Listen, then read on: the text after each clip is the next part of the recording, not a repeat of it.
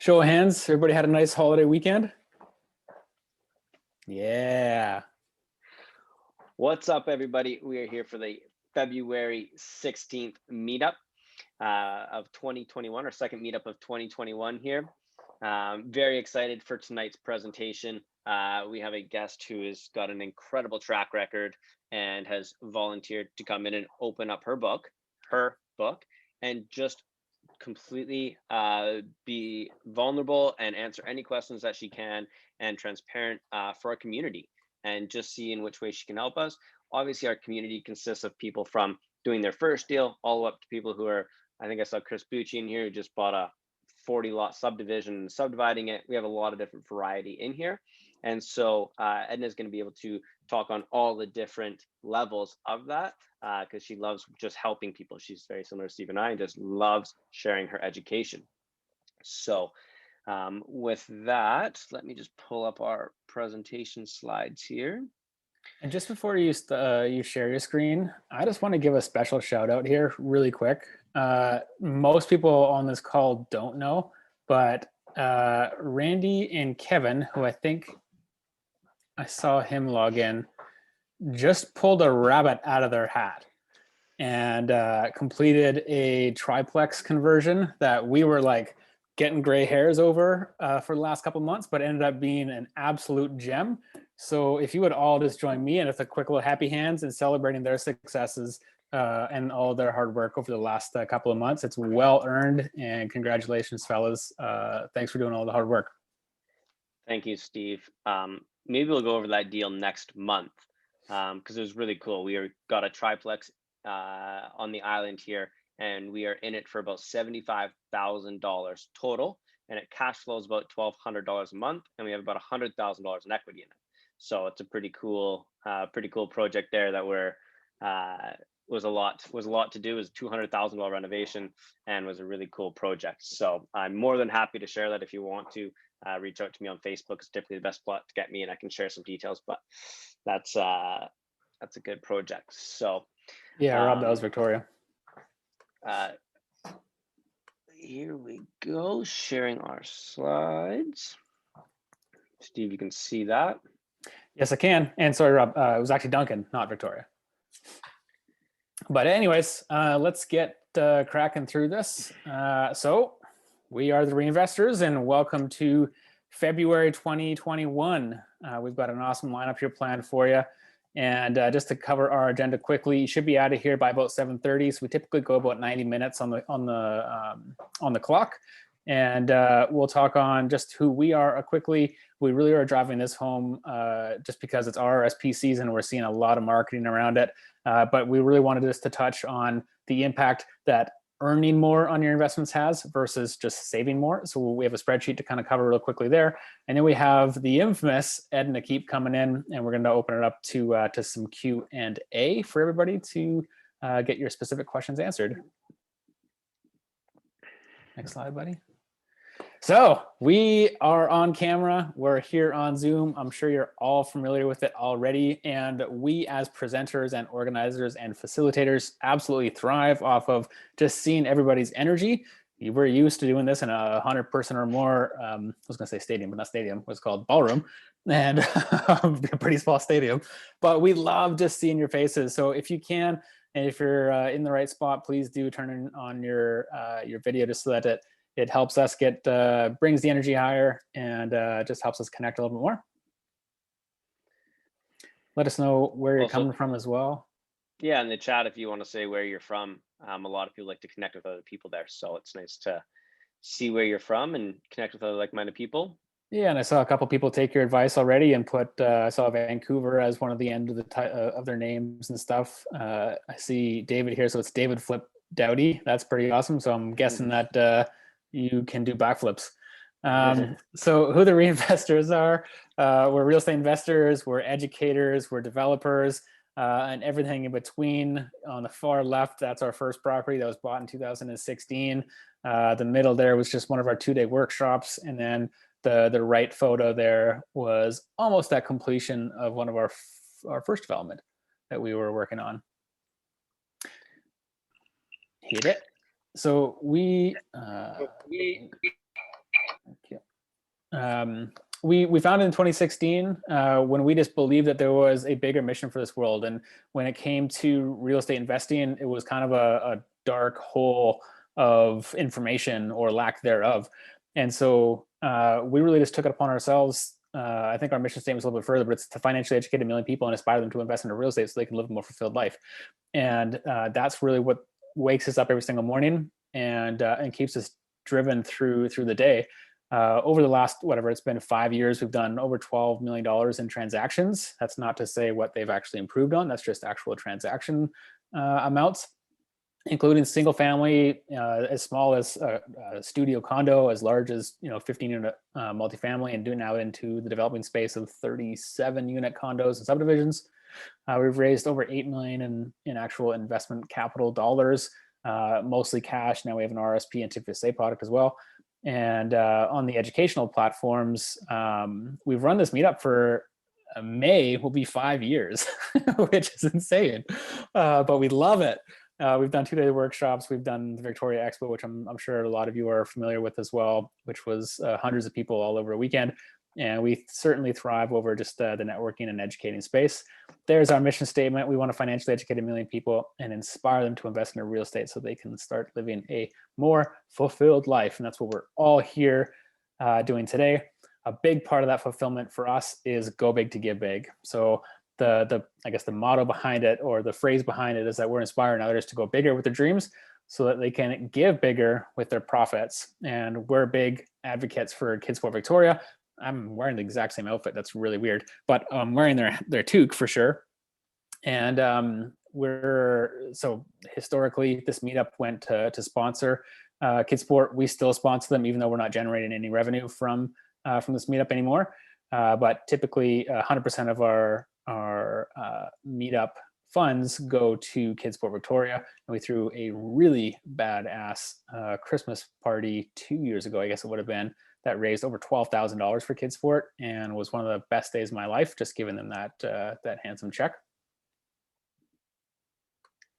And we couldn't do this without our sponsors. For the last number of years, we've had RealFile, Homeline, which is Green Mortgage Team, Sitka, Century West. Over the last year, I think it's been, Prime Real Estate Team has joined on, and they just really support this community. If you're not familiar with the REINVESTORS Facebook community, definitely just go hop on Facebook right now and join it. Fill out the 3 questions. If you don't fill out the 3 questions, you don't get in. But they are huge support pillars of our community. They drive us, they make us all a little bit smarter, and they're all there for you. So if you need an accountant, that's RealFile. A realtor here in Victoria, that's Kyle Kerr with the Prime Real Estate Team. Mortgage broker being Kyle Green over in Vancouver. There's a ton of people at Sitka, and Megan Becker at Century West Financial is absolutely brilliant with planning your future. We do this every single 3rd Tuesday of every single month. So mark it in your calendar as just a repeat process. And the next one coming up is Tuesday, March 16th, same time, same place, 6 p.m. PST and 9 p.m. EST. And there's a new Zoom link, but we do it every single month. And some fun and exciting news. If you're looking for 20 or 30 hours a week, maybe a little bit more, and want to grow with us, we are officially hiring. We're at that point now where the 2 of us just can't do it. So we're looking for a little bit of help. So if you have some executive assistants or admin experience, please do reach out. We look for people who are a little bit comfortable on phones, talking to investors, doing this and that type of thing. Basically flexible hours. Randy and I, we work anywhere from 5 o'clock in the morning to 1 o'clock again in the next morning. But we're totally on your schedule too. There's going to be the odd meeting that we want you to be a part of, but you'll definitely get a lot of basically a crash course on how real estate investing works in our life. But if this is something that is interest of you, just send us a quick email to info@thereinvestors.ca, just with the subject line of assistant job. And we'll put that on the top of our priority list because we're looking to bring on somebody ASAP. Cool. Can you just be in charge of admitting people, Steve? That would be wonderful. Cool. Well, I'm excited to dive in a little bit to this earn more versus save more. And I don't know if some of you may have jumped on a webinar that Steve's been running over the past little while. He's been very passionate about it, sharing it on his webinar. So thankfully, he's allowing me to share some of my passion tonight around this. And it really stemmed from a conversation that Steve and I were having the other day, where um, we both got emails relatively within the same month from our financial institutions saying, hey, if you save $50 more a month, you'll be able to retire sooner. Or, hey, here's our promo rate for RSPs. And it was like 2.5% as their promo rate. And Steve and I are like, man, let's do the math on this. If we start looking at how much we would need to save versus how much we could actually invest that money, what would those returns look like? And that took us down a long rabbit hole, which has now become one of our biggest passions, is really showcasing to people the efforts that we put in to try and save could actually be quickly outdone by just learning to find better vehicles to invest in. So, how many people here have ever been told by someone, hey, if you save X amount per month, then you'll be able to retire X amount of years sooner? If any of you have seen anything online, that's a very common theme to hear out there. Growing up, I was told by all of the people around me, you need to start saving young, start getting your money in RSPs. That's the only way you're going to be able to retire. If you start now, you'll be able to retire that much quicker. Fantastic thing, fantastic planning. But what they weren't giving me was the education I needed. And so when we go and look at these are the rates. I literally just took this right off of one of the sites on the internet that says the best RSP saving accounts in Canada, 2.3%, 1.45%, 2.1%. How many people here want to get 2.3% on their RSPs? I can't see all of them, but I don't see any hands up, I don't think. And if you do, I don't think you're going to want to listen to this. So don't worry, we feel the same way. I hate saving. I want to go spend my money. I want to enjoy it. I want to have fun with it. It shouldn't all be about saving and not getting that Starbucks and saving that money from the Starbucks to retirement. We should be able to have and do the things that we like to do and enjoy. And here's another example. This is from Sun Life, and there's a tool online. And when you click it, it says the suggested rate of return is from 2% to 7%. So we're conditioning our brains to think that we should be getting returns somewhere between 2% and 7%, right? So we're actually conditioning ourselves to think that those are normal returns to receive. But if anyone knows anything about the law of attraction, law of abundance, when you start talking about wanting something more, getting something bigger, that's actually where it starts coming from. And so when we start talking as investors about how do you start getting somewhere between the 7 and 12 or 7 and 15% returns, those opportunities are ones that are going to start coming up in front of you. But if you think those don't happen or those aren't real, you'll never see those opportunities. So here's again another statistic, pulled it from the website where it says, this is actually from the New York Times. I stole this one from. If two people save the same amount of money each year, $5,000, and they earn the same investment, 6% annually. Are you guys seeing a common theme here? Everywhere we talk about is under 7%. And same for retirement. They start talking a lot about if you start saving at 22 versus 32, you would have $500,000 more. That's not very preemptive for someone who's 32 saying, man, if I only started when I was 10 years ago, I'd be able to make $500,000 more. But what if you could take that same 32-year-old and just put him into a different vehicle to invest in, and he actually could retire with more money than the person that started saving when they were 22. Wouldn't that be a cool feature to start telling people instead of saying, hey, wish you had started when you were 22, at least you'll retire with some. Why don't we start saying, hey, congratulations on starting. Let's find you a good vehicle that can help you get there just as fast. And I think that's something that we're missing so much these days. So why are we focusing so hard on teaching people on how to save more and start earlier? That's what all those slides I just showed you about. There's endless of them on the internet, and I get emailed endless ones of them all the time. But why are we not out there teaching people about how to get better vehicles or different investments to invest in that'll allow them to start retiring sooner? We're so conditioned to save. We're so conditioned to start earlier, but we're not conditioned to find better vehicles to retire or better vehicles to invest in. So that's why Steve and I are, our whole mission starts with, we want to financially educate 1 million people and then inspire them to invest in real estate to live a more fulfilled life. And that's what this is all about for us. The problem's not that we can't save enough for retirement, right? The problem is that we're not given the confidence and the tools to learn how to invest for retirement. Now, us here on this call, I would say real estate investors for the most part, we're starting to learn, we're training, we're getting there, but we make up a small percentage of the population that's out there. What we really need to start doing is getting this message out further and wider. And that's why Steve and I are on a mission to financially educate 1 million people, not just a few thousand people, because we understand that this is a ripple effect. And the more we can get out there and the more we can start teaching this as a common practice, the more this is going to become a more common household conversation, as opposed to, hey, start saving when you're 20 so that you might be able to retire with $1 million, versus, hey, if you're at 40, I bet I could retire you before you're 55 with that same $1 million. So Steve and I went on to create a spreadsheet, and we call it the Earn More versus Save More spreadsheet. And I'm going to show it to you guys here. If it loads up.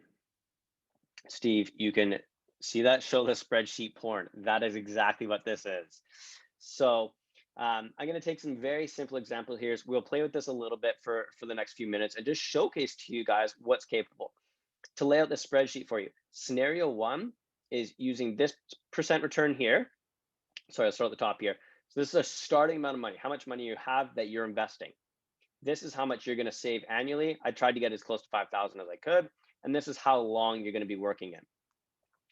So down here in scenario 1, this is if you invested your $75,000 at 6%, and you're adding the additional $5,000 annually into it. These are your returns over 25 years. So if you did that, yeah, you would have made $400,000 in interest, and you contributed 125. So you've made about $612,000 over 25 years. Not bad. Scenario 2 is if you're investing at a higher percentage, say 12%, but you're not putting any money in, right? You're saving that money. So now instead of putting this $417 a month away, you're not putting any away. You're just starting with that $75,000. You invest at 12%. In the chat, how much more do you think you're going to end up retiring with without actually putting any money, more money away, and getting 12%? So you can see up to 15 years there is $107,000 more. How much more do you think we're going to end up getting at the bottom? Steve's throwing some numbers out there. Anybody else want to wager a guess on what we're going to end up seeing here on the scenario 2 when we scroll down? Cool. Nobody, just Steve. Got it. Very active group tonight. I love this.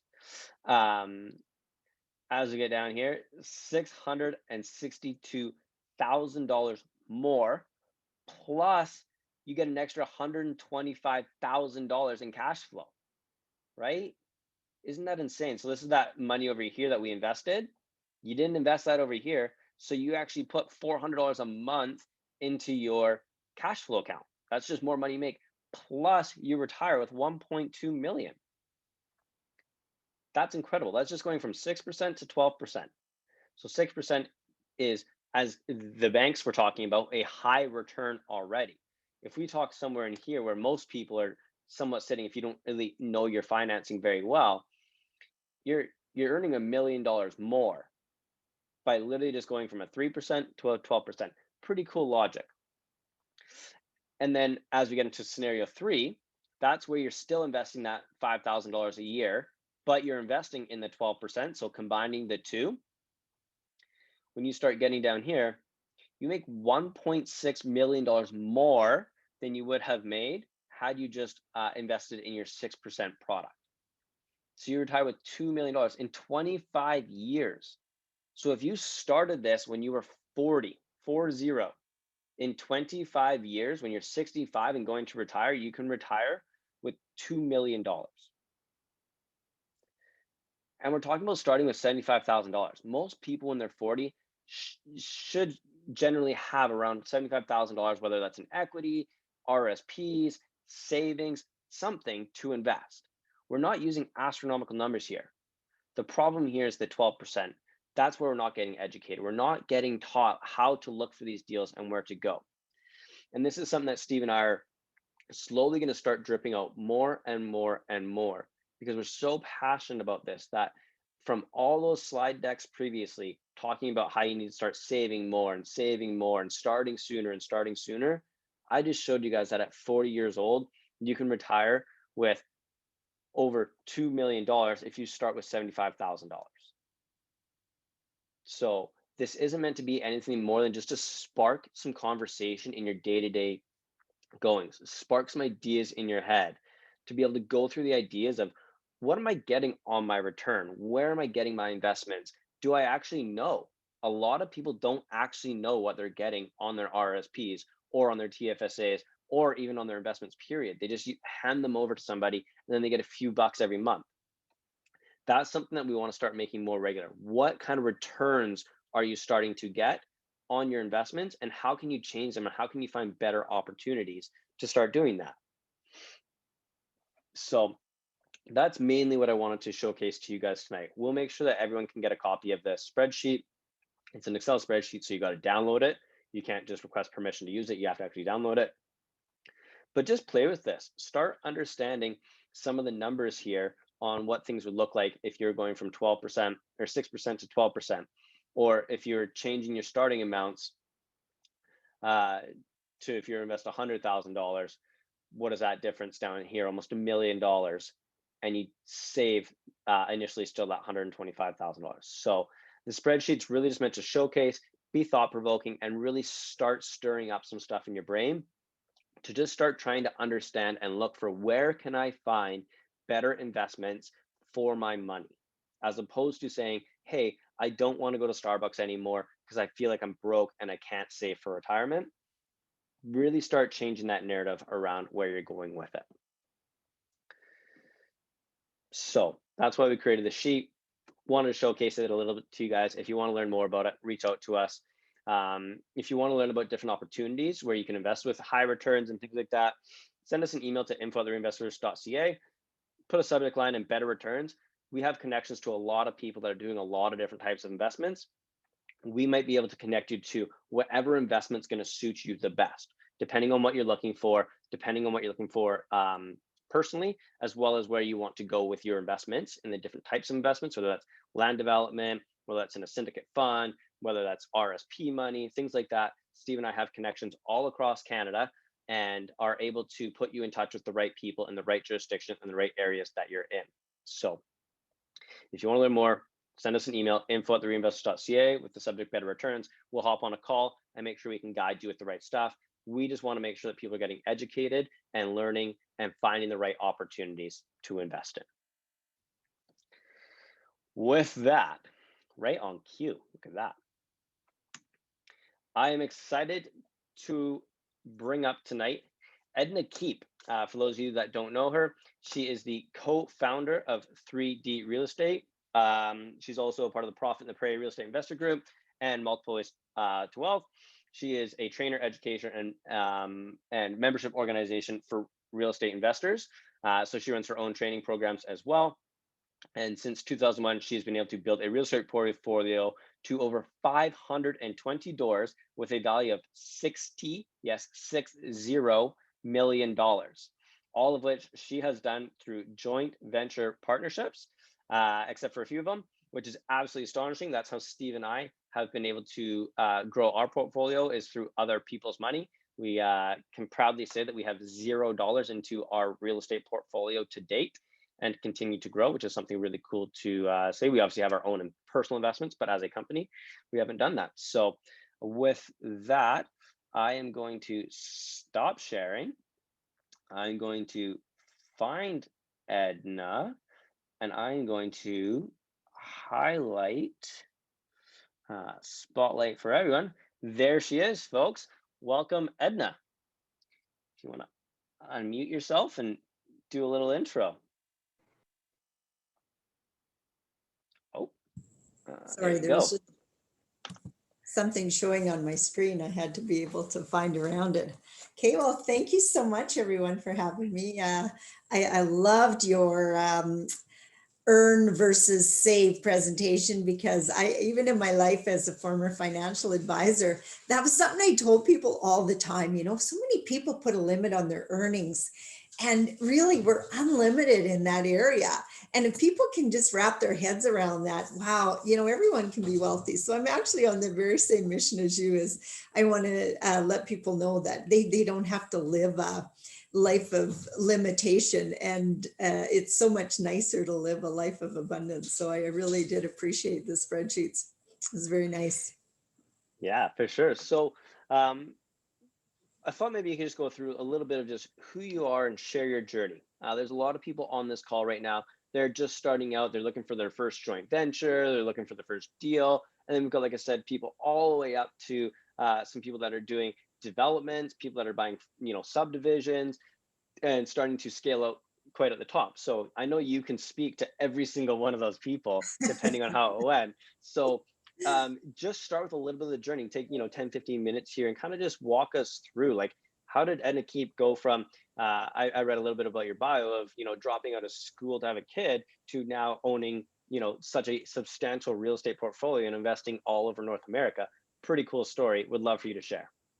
Sure. Well, it was actually 2007 I started, guys, not 2001. Hmm. And I was a financial advisor at the time. And you know what? I just had clients coming into me telling me that they were going to invest in real estate, take some of their money out of mutual funds, invest in real estate. And I remember thinking, well, that's not a very good idea. Why would you want to invest in an asset class that only gives you about 3% return, right? I did not understand real estate at all. And that's even what I used to tell people that came in and told me that. But more and more people were doing it. So it got me curious. Went to a class, an evening class, then a weekend class, signed up for a $27,000 US education plan, and we never looked back. Within 18 months, we had 50 doors. And other than the very first two, they were all with other people's money. And even the first two could have been said, because we did take equity out of our home in order to be able to purchase our first two. And we still own those two condos today, although we don't buy condos anymore because the cash flow is not there. But it was easy. We were scared of everything: tenants, toilets, roofs, furnaces. We thought the easiest way to get would be condos. But our third purchase, we bought with none of our own money. And that was kind of what really opened our eyes. One of my favorite classes I took was creative financing. And when we learned about vendor financing and investor capital and how we could use that, I thought, well, geez, this is really going to work good. So our third property was a duplex, and the lady wanted 160,000 for it. And of course, we tried the whole lowball offer at first, 140, wouldn't take it. Then we said, well, how about 150? Wouldn't take it. Then we said, well, how about 160? But we want a vendor take back with that. So, well, tell me more. Tell me about that. So we said, well, we had enough money to close the deal, but if we closed it, then we weren't going to have enough money to keep growing. So I said, if you put your money in the deal right at the lawyers, that's when we did the swap, then we can go on and buy more property, and we'd pay you, I think we offered to pay her 6% return on her money. And, she said to us, wow, for once I'm going to win twice in my life. I'm going to get the price I want for my property and 6% return. I don't have to sit it in the bank for two. I love it. So that was our start. And, just getting that feedback from somebody really opened our eyes to being somebody who sold mutual funds and understood the risk of the markets. Not everybody wants to take that risk. And then once I actually really wrapped my head and understood real estate, I couldn't even sell mutual funds anymore. It was like, oh my God, I can't believe I did that for 15 years. And the last year I was there, I just serviced my clients. I didn't even sell anything.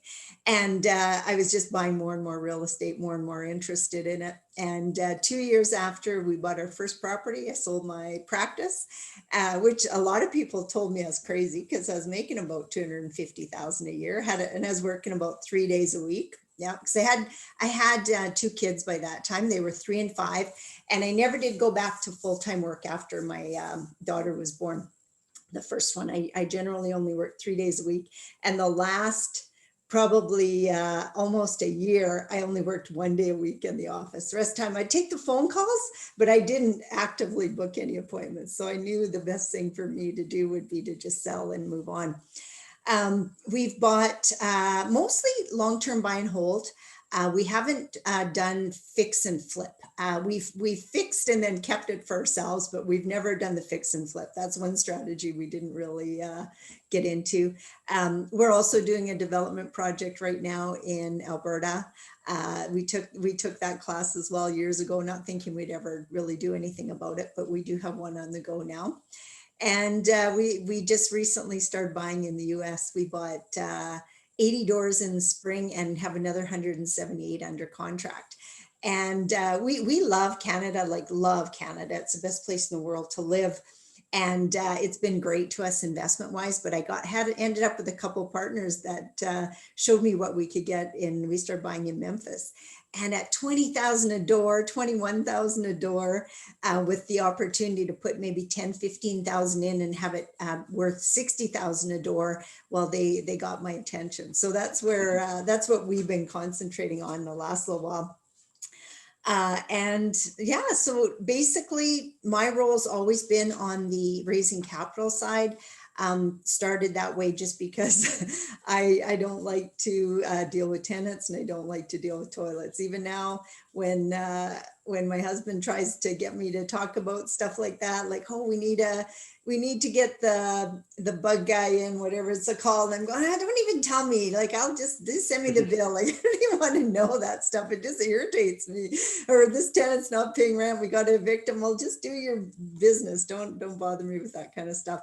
And that's the role I like to play. And I just never got into the management side, never wanted to. I feel like getting into the management side and the maintenance is what stops people from growing. And we learned that early on when we went back, and we were actually inducted into Robert Kiyosaki's Hall of Fame for all the strategies we'd used in our first 18 months.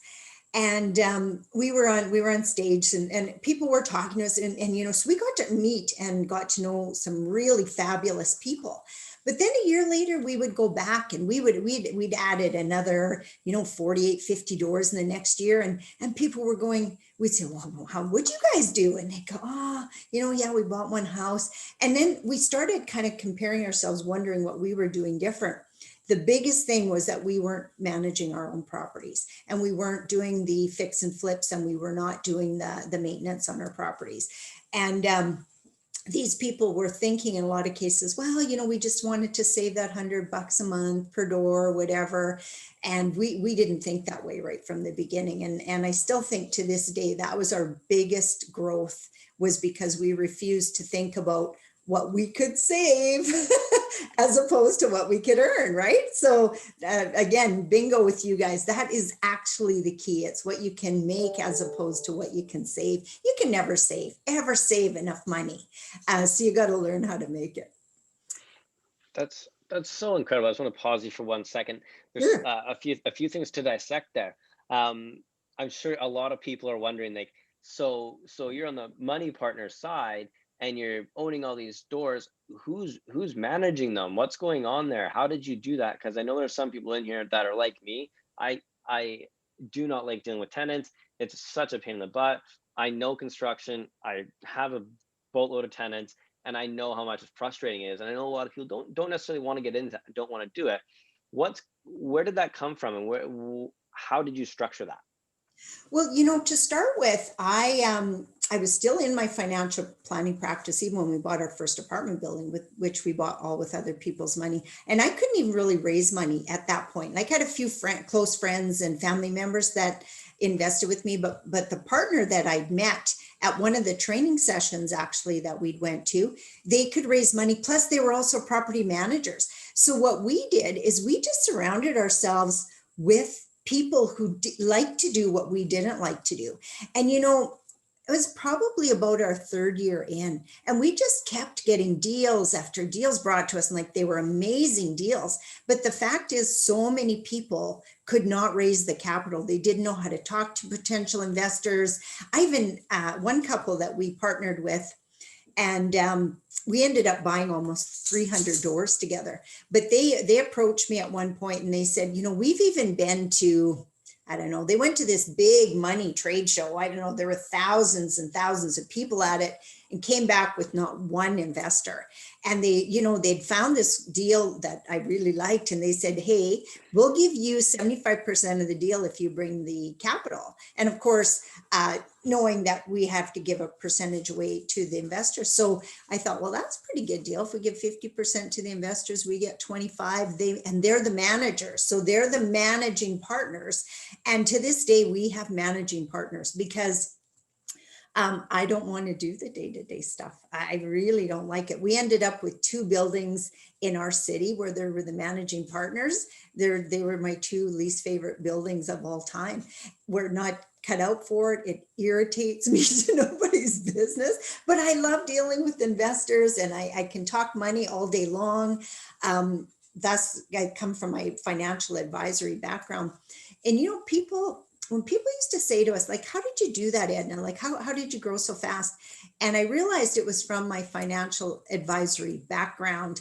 But then I also realized I learned all that. I mean, I had a grade 12 education. I didn't have university. I didn't get an MBA. I couldn't. I was a single mom. I couldn't afford to go to school. So I learned all of that stuff on my own. So that's actually how my coaching ended up starting. So I thought I can teach people what I learned. They don't have to go to school and learn how to sell mutual funds or become a financial planner like I did in order to help people make some money. That's so incredible. And that's something that Steve and I have shifted and changed in our business as well, is we want to get more into development. We didn't know the first thing about development. We've never built a building. There's a lot of stuff that goes into it. So what we did is we found somebody who was capable of that and said, hey, we have a skill that we can go raise some capital for this project. Would you like to partner? And they said yes. So now we're developing as a money partner and they're the working partner. They're doing the development. So very similar story. And I just love it so much because so many people I know are on this phone call right now or this Zoom call that I've talked to personally that are saying, they're like, how do I get started? What do I do?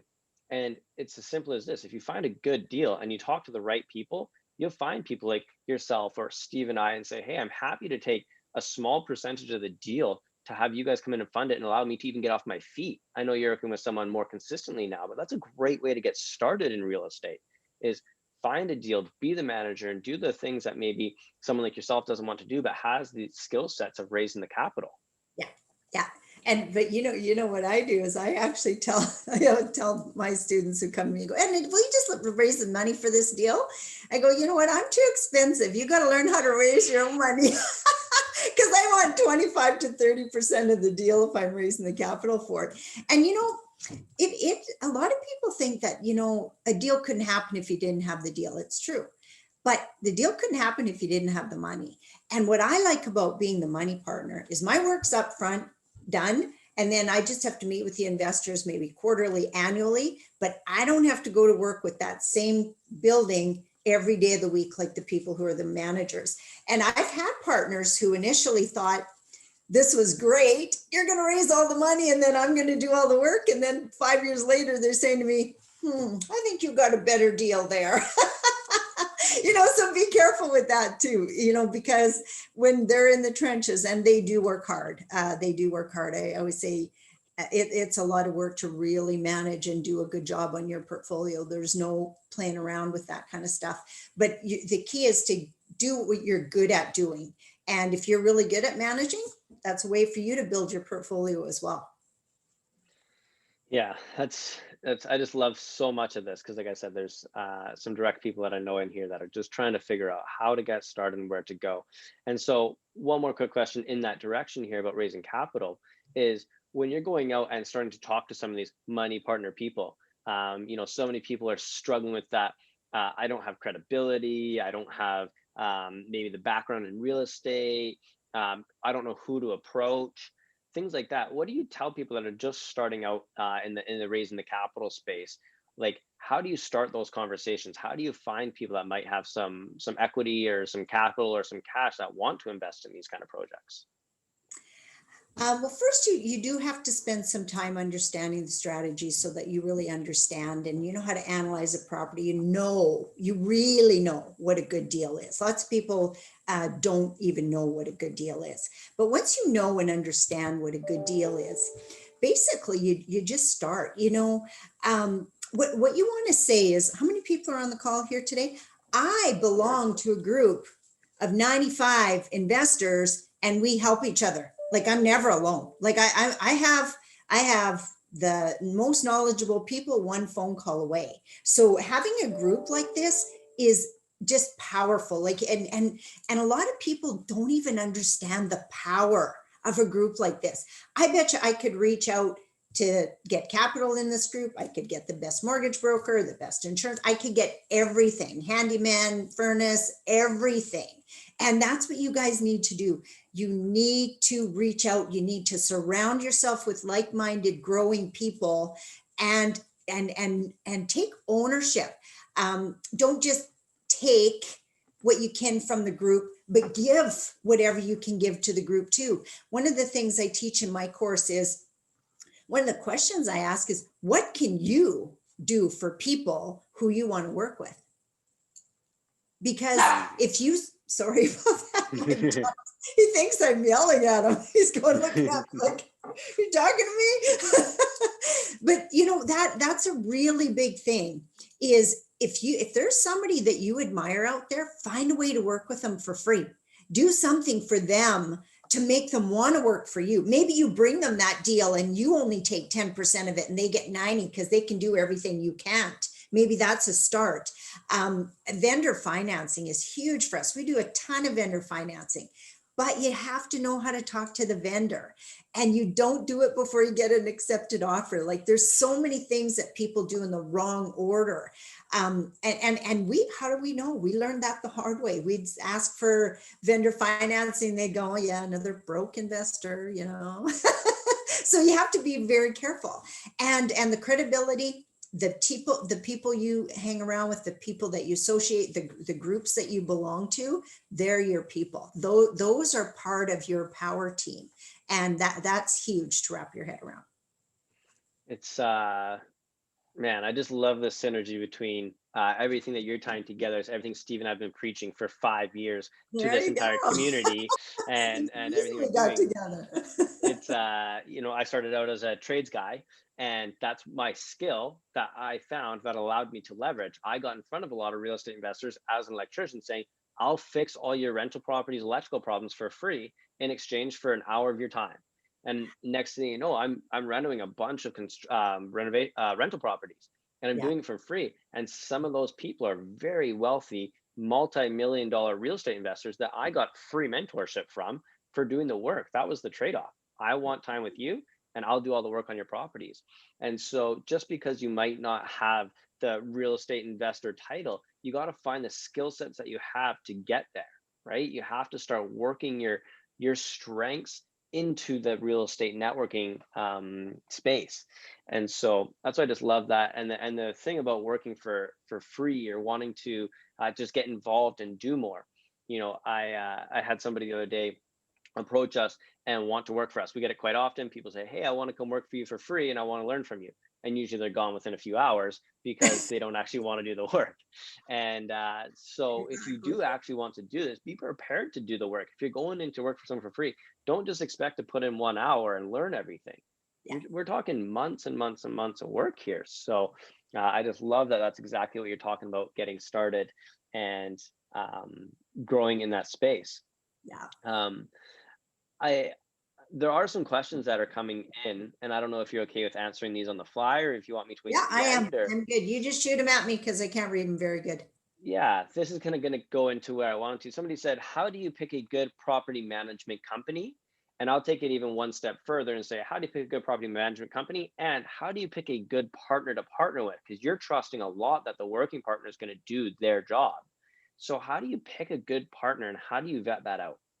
Well, when we started, our very first joint venture partner, where they were the managing partner, we had taken Robert Kiyosaki's classes, and they talked about, in this group, they talked about this couple from our city and all through the class, because he'd referred a couple people to the classes.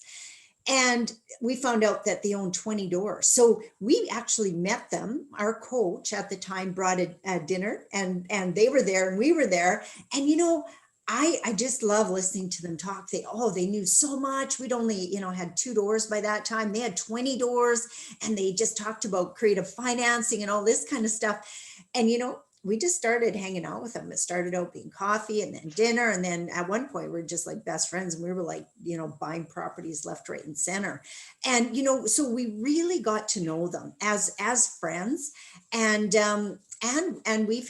we also, another couple that was actually at the same training, it was a father-daughter couple, not a couple. And, we ended up buying close to 300 doors with them. And again, it was a relationship that built over time. We knew them over 3 years before they brought the first deal. Then, you know, they managed it, did a really good job. And, you know, that partnership worked really wonderfully for about 5 years. But, you know, right now with that partnership is one of our biggest challenges, because the girl, the daughter, got married to a guy that we just can't stand. You know what I mean? And he comes in and he's like the boss, and he knows everything. He's not signed a mortgage. He's not signed a guarantee, but he's the talk and, you know, so we're trying to actually break up that partnership. So just know that no matter what, you can't find the perfect partner. You got to be the perfect partner as much as you can. We had great synergy when we started. And then sometimes you just have to split because it's not a good fit anymore. And you have to be okay with that too. And, you know, we've partnered with people that weren't that great, but, you know, they could talk a good game. But, you know, we got out of those partnerships quickly. And you don't grow to 300 doors with a partnership without getting a really good feel for what they did. We showed up to every quarterly meeting. We always felt like we were on the same side of the table as the investors. So we asked the hard questions when the investors didn't know what to say. So we actually built up a really good relationship that way. That's incredible. I love that so much. Partnership is such a big game. Steve and I are very heavily partnered in a few different parts of our business, and it's honestly one of those things. So my question now is, are you a gut check person, or are you a criteria person? Are you one of the ones that says, hey, I've got a criteria and I want to make sure and ask you the questions and drive you down? Or are you just a sit down, have a coffee, and your gut tells you yes or no? Intuition all the way. Yeah. Yeah. That's And awesome. I trust my intuition. It's been very good to me. Not that it's been perfect. Like I said, we had some that could talk a really good game, and we really liked them. And sometimes that doesn't go well. But, you know, we also protect ourselves. Like I always say, I'm very optimistic. I believe everything's going to go right 100% of the time. But I have lawyers that tell me different. And I let the lawyers fill the investors in, you know, because I'm upfront. I tell people, like, I'm eternally optimistic. I think everything's going to be perfect. You want to get a second opinion on this. Don't go to your lawyer and say, should I invest in this? But go to your lawyer and say, I'm going to invest in this. How do I protect myself? And, you know, we'll work with you, because we want everything to be win-win. And if they want to see this line and this line taken out and this line, you know, as long as we all understand everything up front, that's the biggest thing. Because if you understand everything up front, then there's not the challenges later on. Man, just full of gold. And the reason why I asked that question is Steve and I are very different people. Steve's very analytical. He's the kind of guy that wants to ask question after question after question, wants to go deep down this way, and wants to think about it for 4 days and things like that. And I'm I'm very intuitional. Like, my gut tells me yes or no, and I'm one of those, like, I trust my gut. If it's wrong, hey, it's wrong, we'll move on from it. But most of the time I got a good feeling about it, about people and things like that. So I just wanted to see you know what what, Randy, I just want to add to that. Sometimes the numbers aren't right either. Totally. You know, sometimes the numbers that they look so good on paper, and then you take over the building and it's like, oh shit, it didn't work so good. So it happens both ways. That's why I say it'll never be perfect, because there'll always be challenges. That's where the mindset comes in. You just got to deal with them. Okay, we bought it. What's the best thing we can do here to make it work? Yeah. Jennifer just asked, how do you learn to talk to vendors as an amateur when starting out? So if someone's just starting out, how do you learn the language of investing? How do you start learning how to ask for that vendor take back type thing? You know what, you probably have to take some classes, because I know when we took a whole class on creative financing, and that was a 3-day weekend.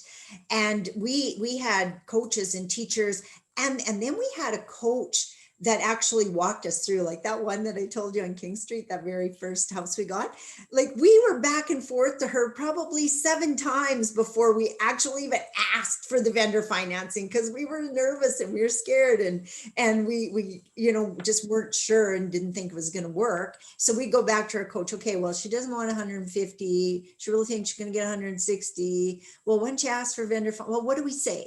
And so then she would coach us on what we would say. Oh, my light went out.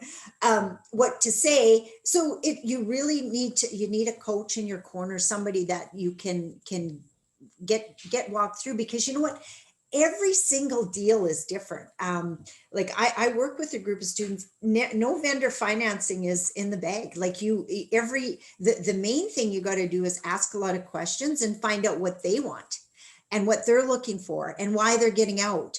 And then, of course, if you got somebody who's retired, I just want to remind you that real estate investors are predisposed, real estate entrepreneurs who own apartment buildings or houses, investors, not homeowners, they're predisposed to invest in real estate. So you keep that in mind. So all you have to do is, find out. I mean, if they're going on to another deal, it's tougher. But if they realize that they can usually get a higher price for their deal if they are willing to hold some financing, and that if it's a good deal, they know that they're going to make money long term from it too. Yeah, one of our mentors, Cole Hatter, he used to speak a lot and train for fortune builders down in the States. And one of the lines that he's from stage is like, everyone knows someone who's made money in real estate and everyone knows somebody who's lost money in real estate.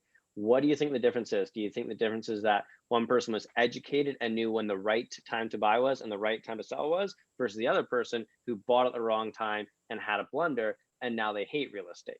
The difference between the two of them, education. And I have to tell you a story there that totally hits at home. One of my mutual fund clients who was telling me about real estate investing, they actually warned me before I went to that 3-day weekend. They said, you know what?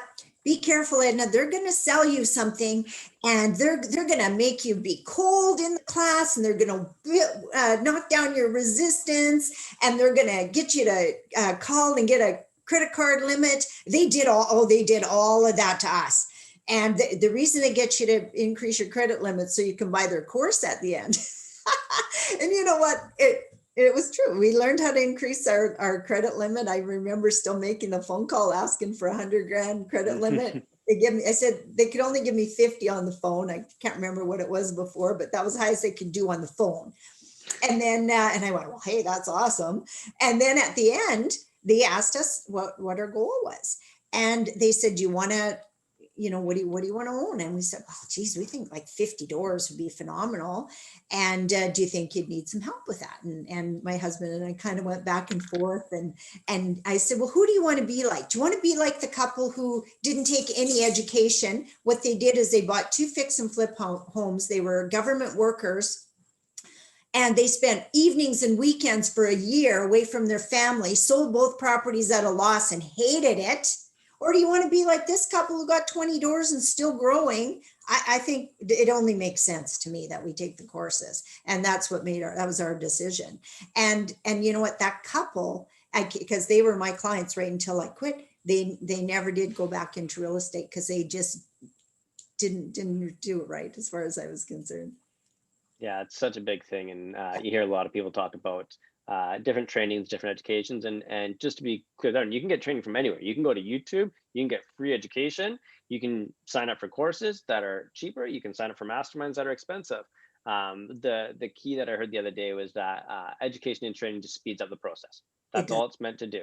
You can still learn everything for free. If you don't have the finances to invest, you don't feel like investing, or if you're on a longer time horizon, you might not need to spend that kind of money. But if you are looking to speed it up and do it quickly, mentorship, training, and programs are the things that'll help you get there a lot faster. Yep. So that's incredible. I have a few other questions here that came in from our Facebook group. Little plug there that if you're a part of the Reinvestors community, we leak a few things about some of our speakers and stuff. And so one of the questions that came in that I thought was pretty good was, do you prefer fixer uppers or new builds? Do you prefer fix, buy older, renovate it, and get the appreciation from it? Or do you like just buying new and having it completely done and taken care of? I like newer buildings. They're less maintenance and stuff. But with that said, most of our buildings are older. So we started with older buildings because we felt like we had to. It was in our price range. And we did get like huge value adds over the years. But again, if I didn't have the managing partner looking after that side for me, I would have just got frustrated and I wouldn't have wanted to deal with it. But we've had times where, we've had our investors paid out in, 18 months and we totally get the upside of that. So as long as I have a managing partner, I prefer the older buildings, but if I had to manage it myself, I would pick the new ones. Right now I was saying we're buying in Memphis. They're all older buildings, but we're getting them at, under 30,000 a door. They're going to be valued at 60 when they're all done. We might have put 15,000 into them. Well, that's such a value add. You cannot get that from a new building, and huge upside. And we're going to share in that. We don't get it all because we have the managing partners. And if I was doing it all myself, I couldn't even handle it. But I got 2 managers that live there and they're running all the day-to-day aspects. All I got to do is send money. When they ask for money, I got to send money. That's awesome. There was a question that came in here, and I believe you kind of went over this a little bit before, but what's a typical split between you, the managing partner, and the investor on your deals? The biggest thing for us is how long we're going to keep the investor capital in. So if the investor capital is going to be in there 5 years or more, generally 50-50. But if we're going to get the investor capital back by doing the BRRRR strategy with an apartment building, I'll give you an example. We bought a 24 unit in Saskatoon.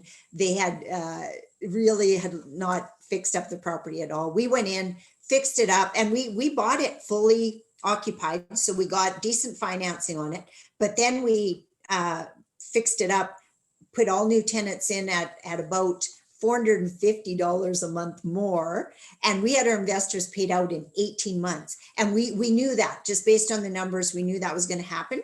So we ended up owning 70% of it and the investors 30. And so the managing partner and I were roughly 35, and then the investors were 30. We did 144 units up northern Saskatchewan, and we had the same sort of deal, but we knew just cash flow alone, we'd have the investors paid back in 4.5 years. We got them paid out in 30 months.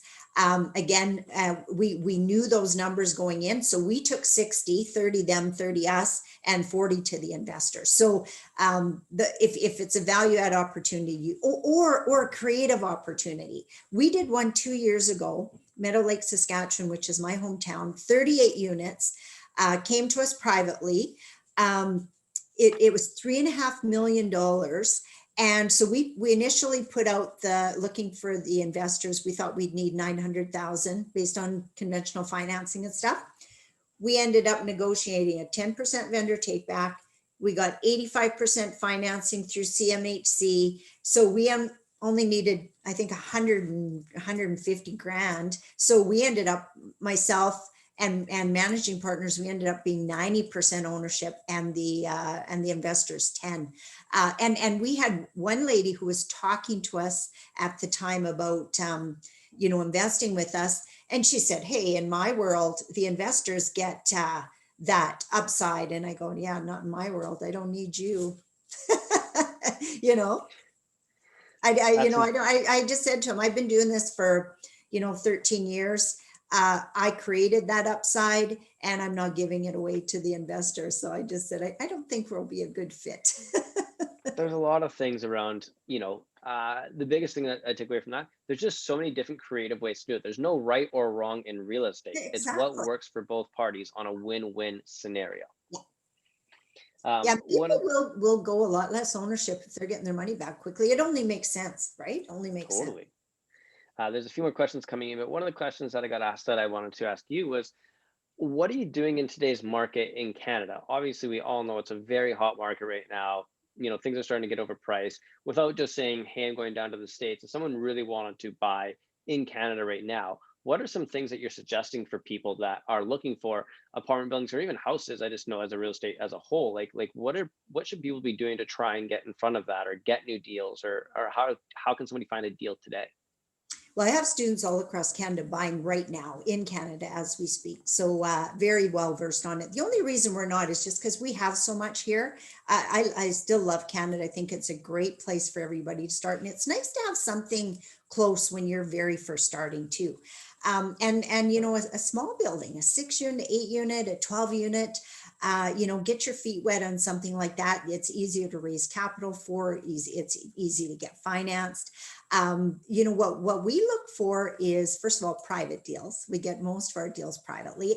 And the reason is because we network like crazy. Like if I didn't have my training course every Tuesday night, which I do at the same time you guys do, I would be on this call every week, because I always say that person sitting beside you in this Zoom call could be your next joint venture partner. So networking is the biggest thing you can do for that sort of thing. And you network. So I just seen someone say network where everywhere you get invited to Zoom calls, get on them. And you know what? Not even just real estate ones, but I'm in different mindset masterminds. I get investors from there all the time. You go to high-end coaching events, seminars, conventions, like the last year it's been all Zoom, but there's still high end. So I pay for high end coaching. The other person sitting beside me on the Zoom call, I know they pay the same thing as me. And, they get to know you because they know what you're working on. And, I get money offered to me all the time for investors. So that I find is a big thing. So hang out with the people that have the money. Is one, but really learn. You have to learn what you're doing, because if you go to people and go, so I'm broke, I don't know much about real estate, I don't have any money, I want to use your money, they're gonna go, I don't think so. So you really gotta learn what you need to learn, and then go from there. That's awesome. And great tips. Just networking. And it's hard right now. It's very hard to buy real estate, and it's very hard to do that. On the question of raising capital, which you brought about networking, one of the questions that came in is, where are you typically getting your money partners from? Are they real estate related investors, or are they in other professions as well? Everything. Yeah, I think I've had every profession. We get lots of vendor financing, lots. But we also, like I said, when I'm in these different high, I guess they call it high ticket coaching, because I'm a big believer in, I've had so many shortcuts. I've had a personal coach since 1999, when I was a financial advisor. Because I remember why I got one is we were at this event. We'd just been bought out by a large company, and someone said, they showed us who all the top producers were, because they were trying to integrate us all together. And I just started, and they said, how many of you have a coach? And I looked around, and all the high income earners had a coach. And I went, okay, I'm getting a coach, even though I couldn't afford one at the time I got one. And I've never been without one ever. And I meet a lot of people through those high end coaching groups. That's awesome. Yeah, there's a lot of groups out there, and Oh, those are fun. and I know a lot of people aren't huge fans of it, but network marketing is a great space to just get a lot of that education, meet a lot of like-minded people, and start Learn how networking to out into sell. other areas. And Yeah, yeah. and there's just a lot of opportunities and a lot of different places that people don't think about. And they're so narrowed down to real estate that expanding it out is a great thing. A lot of Steve and I investors have come from other places as well. Mhm. One of the questions that came in was around your partners when you're doing these properties and you're buying the rehab ones. Are you leaving them in as equity partners? And I guess another way to ask that is, do you prefer debt partners or equity partners? And it sounds like equity partners is what you're typically doing, but do you ever just borrow money hard as a private lend, do these deals, burr out, and then own the property yourself? Or do you always come in with the money partner being 50% owner? Most of the time investing partners, because that's how I've been able to get my ownership. You know, we do have some deals where, you know, we'll raise like RSP capital and stuff like that. Our land development deal, we bought all the land, $2.3 million with RSP and TFSA and LIRA money, all that. And then now we're building with builders loans and private money. But the whole land purchase was done with RSP funds. That's awesome. So just to clarify on the last thing, a lot of your partners are staying in then when you do that burn and pull them back out, you're keeping your partners in and just giving them, like you said, a little bit smaller chunk at the back end or whatever it looks like. But you know, there again, the one thing I like about this, you can do whatever you want. Like I have some students who go, I don't want to deal with investors. I just want to buy my own buildings. And I don't want to answer to anybody. I just wanted, and they absolutely can. Absolutely. You know, that's why it's really important to get to know yourself and get to know what you're really good at. If anybody on here has not done it before, and I know there's a few of my students on here, take the Colby A index. That's KOLBE, Colby.com. Take the A index, get to know what you're good at, how you operate best. I'm a 9 quick start. I'm a 4 fact finder. Steve, I would bet you're probably a 9 fact finder. You know, Randy, you're probably a 9 quick start. Good partnerships, really good partnerships. You don't want people just like you, because if you're all quick starts, like if I was working with a whole pile of quick starts, we'd all just drive each other crazy, you know, because we have great ideas and we're out there and we're future oriented. Who's going to look after all this stuff when we buy it? You have to have partners who look after it when you buy it, you know? So you have to have all kinds of people on your team. I've got the most amazing operations manager. And first thing I had him do was I actually hired a headhunter, because I tend to hire people I like. And I was getting too many people I liked that were too much like me. They couldn't do what I needed them to do. So I hired a headhunter, and I said to her, he needs to take that test. I need to know that he's got different strengths than me. And it was my best hire ever. That's awesome. One of the questions that came in was switching from single family to multifamily. Obviously, that's everyone's goal in this, and being out west, where I'd say probably 60% of the people in the call are from, the other 40% spread across the rest of Canada. What are some tips that you can give people that are having to make that transition from like, hey, I bought a house and put a suite in it, I've done that a few times, I've done some condos, to being like, hey, I'm gonna go buy a 20-unit apartment building or 30-unit apartment building? A, like, where do you find them? And B, what are just some, 4 or 5 tips that you have for them to make that transition? Well, you know, I do have to recommend that you have to work with somebody who can teach you and train you on that, because there's a lot to know. Like when you're buying singles, duplexes, you probably got a week to get your due diligence done, and then you own it. With apartment buildings, you don't even get to look at the building until you have it under contract. So that I think is the biggest thing for people. They keep thinking, I got to see the building. I got to, and that's the first sign that you're a novice. So don't ask to see the building, ask to see the numbers. And once you get to the numbers, run your numbers, and then decide if you're going to make an offer. But don't take all day, Steve. You want to make, because if it's a good deal and you even sleep on it, guess what? It's gone. And you know what? It doesn't matter what your original offer is. It absolutely doesn't matter, because with a multifamily, you negotiate to the day you remove conditions. And that's something that people really need to understand, that's how it's really different. And start small, like commercials, 5 units and above, maybe get your 6-plex, not much bigger than a 4-plex, but they're financed differently. They're financed as a business, meaning income, less expenses. Does it make sense? And they don't look at you as, if the place goes vacant, they're not looking at you to have to cover all the bills. They're looking at the building has to cover the bills. And they're going to, want you to have professional property management in place and different stuff like that. So it's treated like a business right from day one. And if you can wrap your head around that, and you know what, it takes a mindset shift sometimes to start thinking about dealing with the extra zeros at the end, or, dealing with other people's money is another big one. But, I talked to a guy the other day from Ontario. He was looking at paying $600,000 for a duplex. This had a student buy a 12-unit apartment building for $1.1 million, So, and he thought he wouldn't even cash flow that property. He said, yeah, I'll be lucky if I break even. And my student cash flows that property $3,000 a month, so divide that by 12 units. How much that? 300 a door, 200 a door, and 250 a door.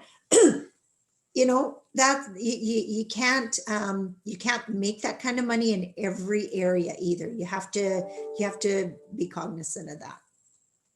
Yeah, that's definitely a big thing that we're seeing out west here is to get into even any sort of multifamily. You're probably over $1.5 million or so, just to start looking into the 4 or 5 plex type properties. So part of that, I think, is that people just need to be comfortable starting to invest out of their own locations. Is there any advice that you have for people to start investing remote or starting to look remote, or those kinds of deals that might not happen in your backyard but can be just up the road?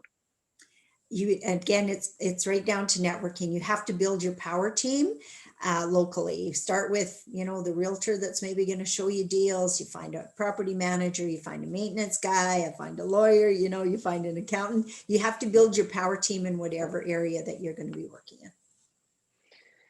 That's awesome. There's one more question here.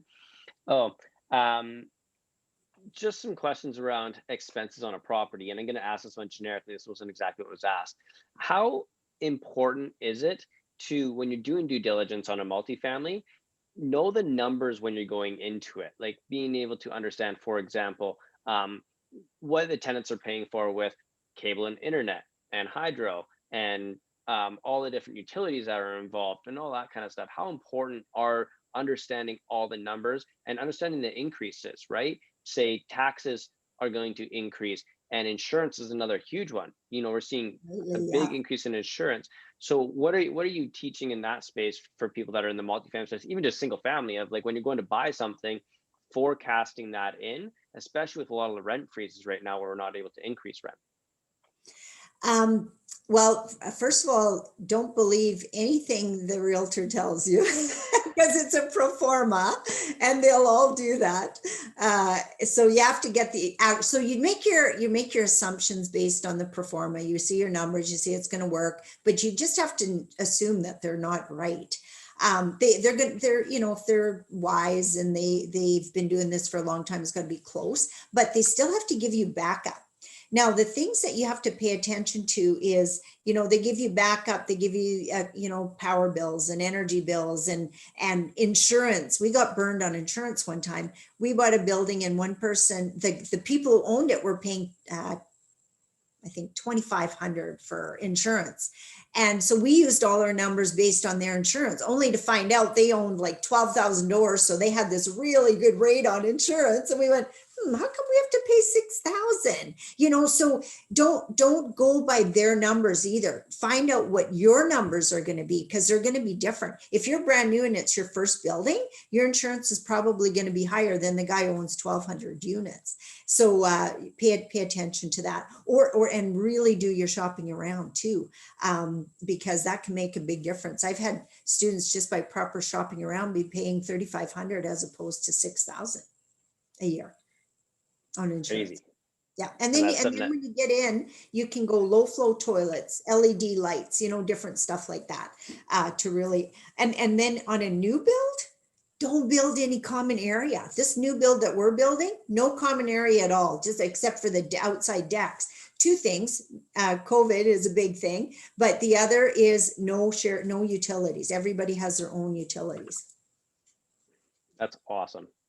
And some great advice there. Can I jump in here for a second? I'm just wondering if your business has changed at all because of the pandemic. Like, it sounds like some of your maybe new construction modeling or design has changed, but like fundamental business. Has that changed at all, or have you shifted perspective much? You know what? Not really. We had one building that had quite a few COVID related challenges, but you know what? In the long run, it wasn't even. It was the only reason it was COVID related is because there was a few social services tenants that got it in their mind that they didn't need to pay us rent, that we were getting some kind of government break, so they weren't. We were told we didn't have to pay rent, and so. And we couldn't kick those people out. And in some cases, they just stayed there until we could finally kick them out. But that was probably like, that was a very much a minority of the whole group of buildings we had.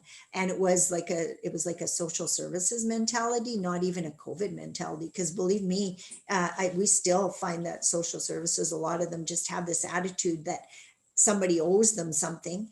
And so we don't like those tenants very well, because we don't feel like we owe them, like we owe them a safe place to live, but we don't owe them free rent for 3 months out of the year, like some like to do.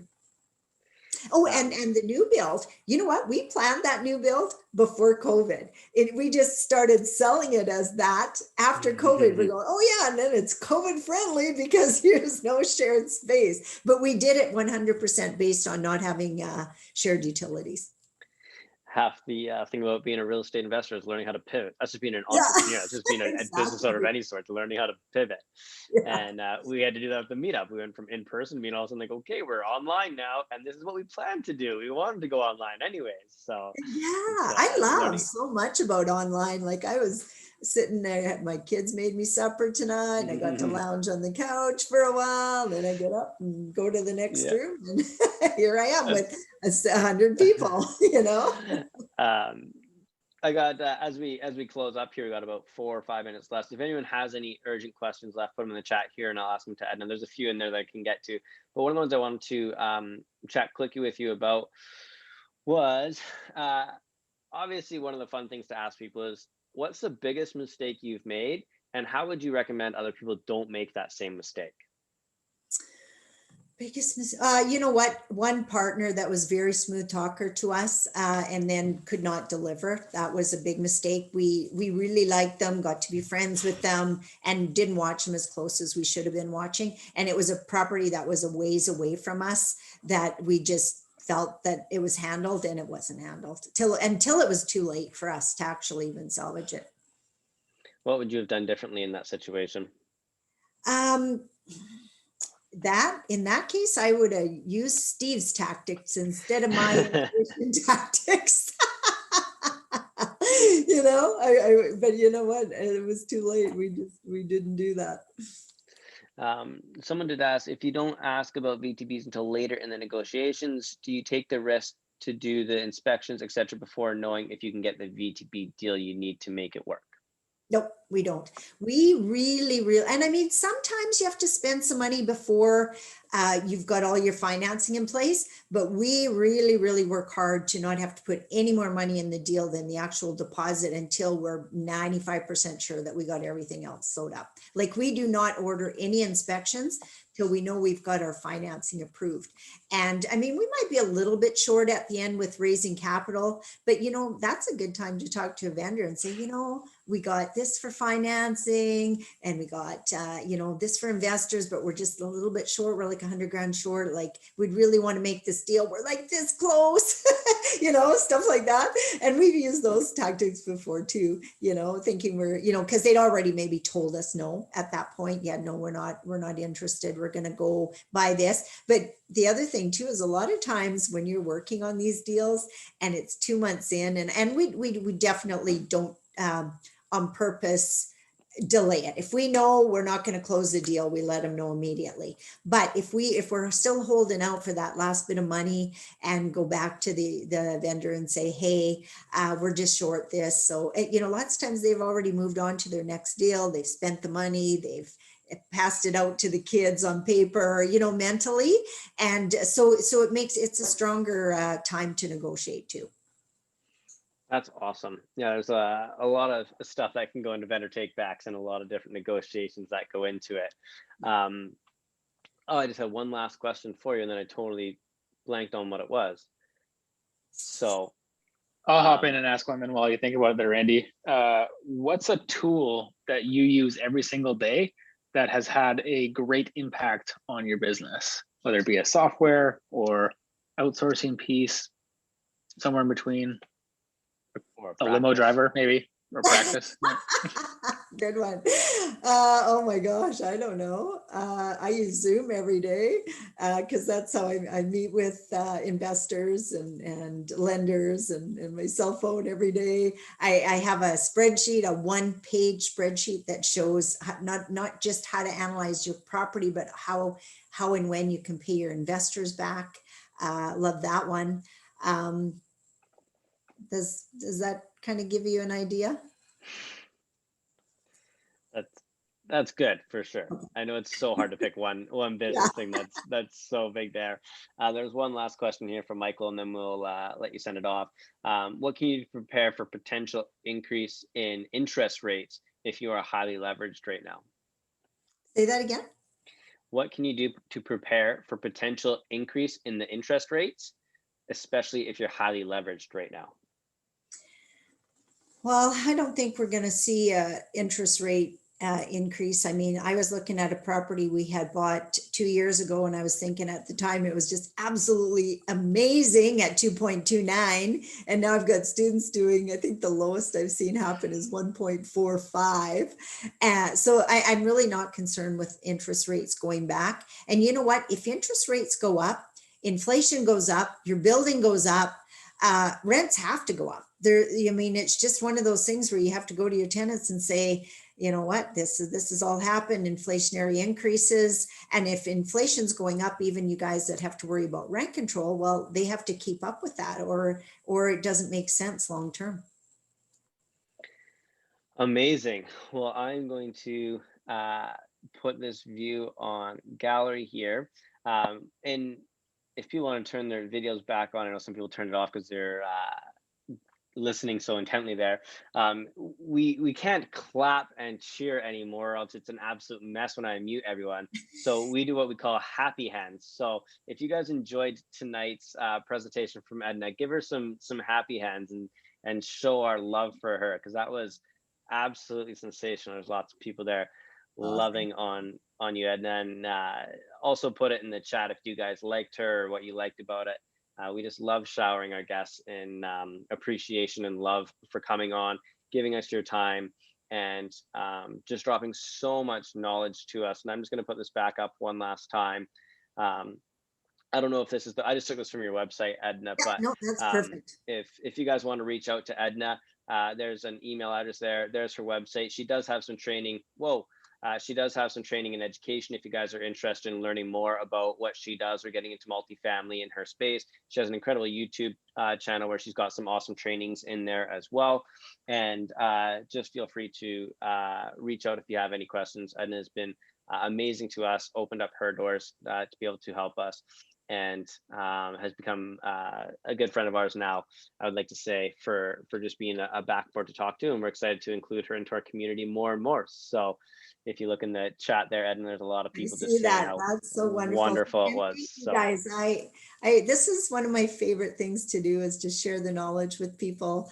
I enjoy it, as you can obviously tell. It does not feel like work to me. And, you know, I always say, when you find the work that you love to do, it really is not work anymore. It's just fun. And I love like 99% of what I get to do every day. So I'm really blessed that way. awesome. Well, thank you so much, Edna. I'm going to close us out here quickly, and we appreciate you, and we'll hopefully see you inside our community. Okay, for sure. Thanks again, you guys. So if you guys enjoyed that, head on over to the Facebook community that we have just on Facebook, the REINVESTORS community. Jump on in there if you're not there. If you are there, go in there. There's a lot of people from this meetup from all over Canada talking, connecting, networking, and a lot of deals are being done in there. A lot of people are getting to know each other, and it's just turning out to be an awesome community. We're about 1,000 members now, just shy. So please feel free to hop into there, meet some new people, share it around. We love doing this meetup, Steve and I. It's one of our biggest passions. It's been 4.5 years, and we can't do it without you guys continually sharing and bringing your friends and other investors into this. So go give us some feedback around, share us out. We absolutely would love for you guys to bring more and more people in so that we can keep inspiring people on our journey. The next meetup is March 16th at 6 p.m. Put it in your calendars. You'll get an email about it following this up with the recording, as well as you will also get an email midway through the month and close to the end. If you haven't noticed that by now, we tend to do that. And thank you again. If you guys have any questions about wanting to invest with us, if you have any questions about investing in general, anything like that, please just hop on to here and send us an email at thereinvestors.ca, info@thereinvestors.ca, our website, thereinvestors.ca, or Facebook or Instagram. We absolutely try and end this perfectly on time, which we did again tonight. Steve's somewhere down at the bottom there. So thank you again from us to you guys for coming out and supporting us again and showing our love for our guest speaker. And we look forward to seeing you all in the near future. So bye, everybody.